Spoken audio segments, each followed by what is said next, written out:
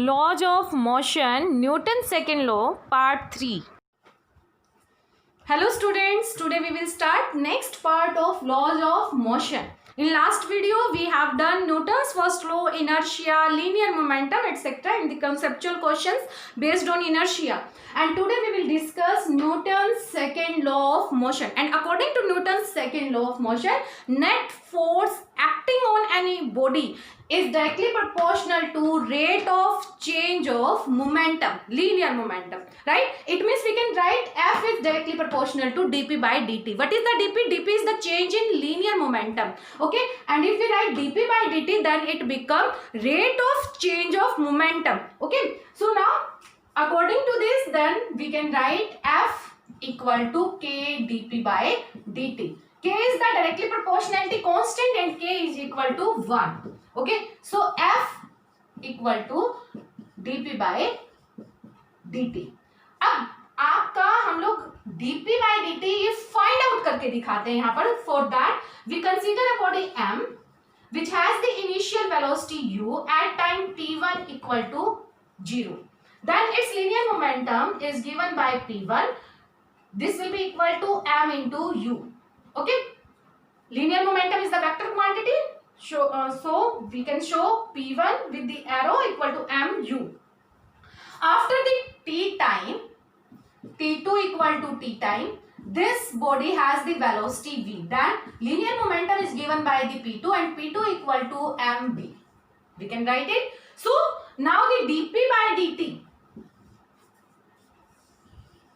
For dp equal to or dp by dt we can write p2 minus में p1 divide by में dt. What is the p2 minus p1? We can write m v minus में u divide by में t dt. t2 minus t1. So t2 minus t1 क्या आ जाएगा हमारे पास? t minus 0. So that will be equal to t. Okay. Now v minus u divided by t. ये क्या है आपका? Rate of change of velocity. और rate of change of velocity क्या होता है? Acceleration के equal होता है. So now dp by dt,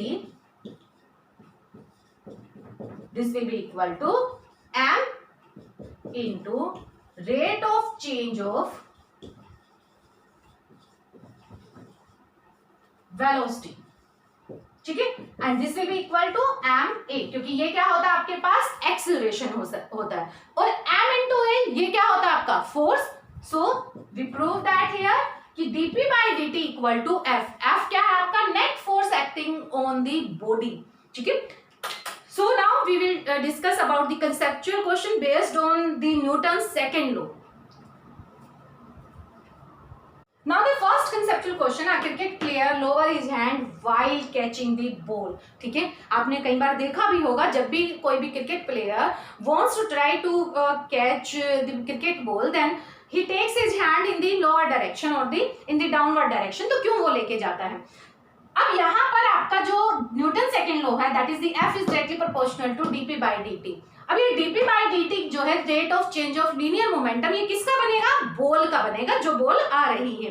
अब बॉल का rate of change of momentum या आप चेंज इन मोमेंटम अगर ऑब्जर्व करना चाह रहे हैं, तो जो सेकंड मोमेंटम है p2 वो क्या हो जाएगा? 0 हो जाएगा, क्योंकि उसको क्रिकेट प्लेयर ने क्या कर लिया? स्टॉप कर लिया. तो p2 की वैल्यू यहाँ पर क्या हो जाएगी? 0 हो जाएगी. ठीक है, सो p2 माइनस p1 आपका क्या आएगा? p1 के ही इक्वल आएगा. Number 1 things.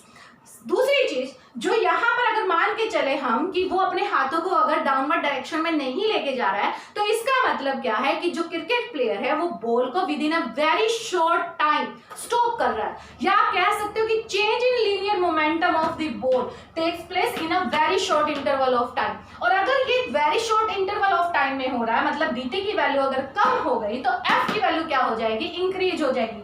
So the retarding force applied by the cricket player on the ball वो क्या हो जाएगी? आपकी increase हो जाएगी. So large retarding force has to be applied to stop the ball, जिसकी वजह से जो क्रिकेट प्लेयर के hands है they get injured, right? Second question है conceptual. So second conceptual question is a person falling on a cemented floor get injured but not on the heap of sand. देखिए, एक आपके पास cemented floor है और एक heap of sand है. ठीक है, हीप ऑफ सैंड क्या होता है, मिट्टी का ढेर, आप समझ सकते हैं उसको, ठीक है। तो यहाँ पर जो क्वेश्चंस है वो ये है कि अगर पर्सन सीमेंटेड फ्लोर पर पड़ता है then he get injury, and if he fall on the heap of sand then he doesn't get the injury, then why? So according to Newton's second law, F is directly proportional to dp by dt, ठीक है। So we take the first case on the cemented floor, and we know that cemented floor does not yield under the weight of the person, ठीक है।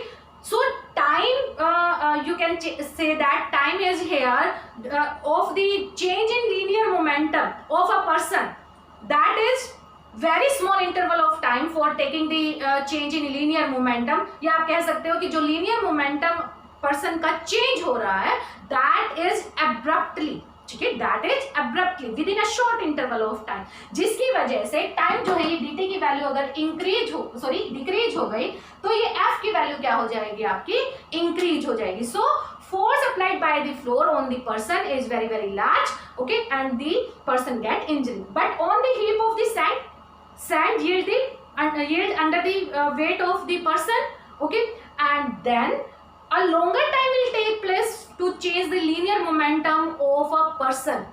So due to the longer period of time, F क्या हो जाएगा आपका, reduce हो जाएगा। So the force acting on the person due to the sand of the heap is very small and he will not getting injury, right? Now the third conceptual question. Next is whose damage to the moving train take place when it suddenly collide with the stationary train. इसके लिए आप consider कर सकते हो कि एक आपकी moving train आ रही है और एक आपकी स्टेशनरी मीन्स रेस्ट पर आपकी ट्रेन है।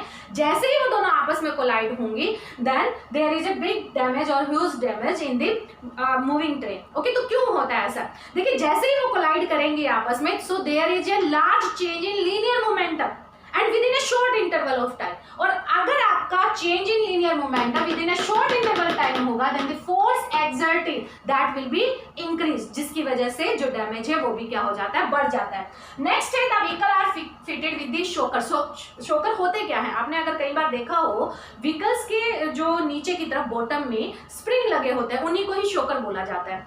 अब व्हीकल जो है आपका स्मूथ रोड पर भी रन होता है, रफ पर भी होता है। अब रफ रोड में होते क्या है, आपके नंबर ऑफ जर्क होते हैं और वो जर्क क्या करते हैं, they exerted the force on the vehicle, जिसकी वजह से व्हीकल क्या हो जाता है, जल्दी ही खराब होना शुरू हो जाता है। अब व्हीकल में अगर हम लोगों ने स्प्रिंग लगा दिया या शोकर्स लगा दिए then force transmitted by the jerk और the road to the vehicle that is decrease. किस तरह से डिक्रीज हो जाएगा, क्योंकि फोर्स जो है वो आपका काफी लॉन्ग इंटरवल, क्योंकि स्प्रिंग की वजह से ये टाइम इंटरवल क्या हो जाएगा, इंक्रीज हो जाएगा, ठीक है। अगर ये टाइम इंटरवल इंक्रीज हो गया तो force transmitted by the jerk और by the road on the vehicle वो क्या हो जाएगा, आपका डिक्रीज हो जाएगा, ठीक है। नेक्स्ट है glasswares are wrapped in the straw और न्यूज़पेपर। ये तो सभी ने ही देखा होगा, ठीक है। उनको हम लोग स्ट्रॉ, न्यूज़पेपर, जब ट्रांसपोर्ट का काम ज़्यादातर होता है तब तो बिल्कुल हम लोग क्या करते हैं कि उनको स्ट्रॉ में, न्यूज़पेपर में कवर करके लेके आते हैं। When we have the glasswares, suppose करो during the transportation हम केस लेके चल रहे हैं, then they can collide to each other, एक दूसरे से वो collide भी कर सकते हैं, ठीक है। अगर वो straw और newspaper में आपस में कवर हैं, then the force transmitted due to the collision, ठीक है, that will be decreased। क्यों, क्योंकि जो ये टाइम इंटरवल है after colliding, the force transmitted in a long interval of time, जिसकी वजह से फोर्स आपस में फोर्स जो है वो ग्लास वेयर्स तक जो पहुंचेगा that will be decreased amount में पहुंचेगा। सो जो ये ग्लास वेयर्स है ये आपके ब्रेक नहीं होते। So these are the some question, conceptual question based on the second law of the motion. And इस वीडियो में आज के लिए इतना ही। If you like it then subscribe my channel. Thank you.